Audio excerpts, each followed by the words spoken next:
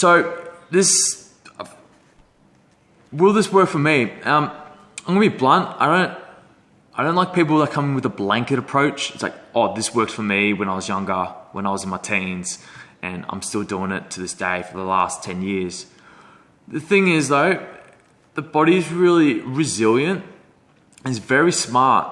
And if we come with a blanket approach when the body is more of an integrative approach, we're gonna plateau very quickly. So what I mean is, I'll give you a bit of an example. It's like when we're 16, that's usually when we start in the gym, start lifting weights, right? That's usually a period of time where growth is accelerated, especially through puberty, early puberty more so, but it starts to delay as we get into our later teen years. So what I want you to figure out is like, when we're growing, we got testosterone up to our ears, especially for guys, but for girls, not so much, but they're still developing. And girls usually finish developing about the age of 18. Guys is about 20, 21. So I want you to understand this, that obviously what you're gonna do, it doesn't matter what you do in your teens, you're still gonna get bigger and stronger and faster. It's like, that's how the body develops anyways. It's preparing you for adulthood. What I want you to understand is, now you're coming with this like short-sighted blanket approach that what you did in your teens for 1 or 2 years is going to work for you now in terms of getting you bigger, getting you stronger, bigger, faster, more powerful. So no, it needs to come with a smarter approach, especially if you had time off as well. If you've trained in your sport, had time off for work or uni or travel, you can't just go back straight into it because your body regresses and strength regresses after 2 weeks. Quite drastically. And there's other things associated with it as well. So we're never in a real period of consistent gains, or we're never in a real phase of maintenance in terms of our body, but our training can be considered maintenance, as in we just give it enough to keep it there. But if we don't give it enough, we regress, we get worse. We're always in a period of adaptation. So we either adapt positively or we adapt negatively. I want you to understand that as well. I had a client, and I've known her for over a year now, Akil, and she has chronic lower and upper back pain. Now, she went to every doctor, every manual therapist, allied health professional. She was recommended, and she got handballed, issue kept getting passed on. Eventually, they're just throwing painkillers because it's like, that's the short-term solution. It's just, painkillers fix everything. It's like, yeah, they do, but it doesn't fix the actual issue. It just fixes them a bit more on the psychological side. It allows them to deal with what they've got. So she came in, she was a bit skeptical at the beginning because we got her doing a lot of breathing exercises, but the effects were quite profound, as in within 2 months of the training, we got her completely off painkillers and she was able to work, stand on her feet for long periods of time, whilst we just did a few breathing exercises to achieve neutrality. And after that, she was doing strength work as well. So we got her stronger beyond what she actually believed. And she always thought cardio was the way to go. But cardio is basically training the heart and the vessels. So the cardiovascular system, sorry. And she uses the breathing exercises to this day, still. Even she got informed stress management, just her back starts to seize up in the car or something like that, and she'll just relay straight into those breathing exercises. And that's what I want as a coach, right? I don't want to be training everyone for 5-6 years. I want people to develop their own independence.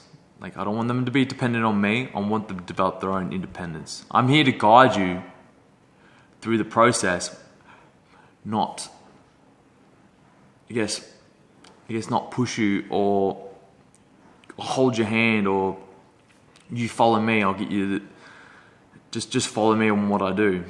No, I want you to understand why you're doing it, develop independence, and learn for yourself, because I think that's more powerful if people get some real intellectual and educational value from the training. But kind of getting back to the last 2 points, like bodybuilding, last 2 episodes, like bodybuilding makes you slow, it's like makes you big, makes you cumbersome. Basically, you want to be an athlete that loads and explodes rapidly, right? But I've never seen a bodybuilder that really loads and explodes. If you do see a bodybuilder that is really explosive, usually they're doing some sort of speed and power training on top of the bodybuilding training. So they want to be like this guy that's jacked but big as well. But when you get them into a sporting context, they just kind of fail. Like this doesn't work for the actual sport. The characteristics of their body type just don't suit the sport. One thing as well is like, if you want to, like, saving money, right? Like, you're sick of paying for physios, sick of going through your private health and just maxing it out all the time, getting massages all the time. The biggest thing I've noticed, especially like personally myself, and working with like quite a few collegiate athletes, like doing the breathing actually reduces your time, reduces foam rolling, reduces your time that you spend with allied health professionals, getting massages. It cuts the money out and the time out and the energy of actually have to go in, sit for 10, 15 minutes, get your session, you feel good for 2 days, and that's it. You don't develop the skills in order to self-manage yourself. I think that's really important, that we kind of have this like stupid reliance on allied health professionals when they're good. Like, they're good, I'm not bashing them, but we rely on them for too much when the issue should be acute and they should help assist with you in the short term within 72 hours to 2 weeks, or acute to middle term.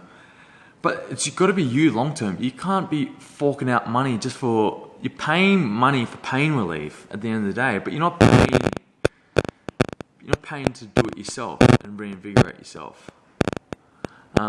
Sorry, get rid of that.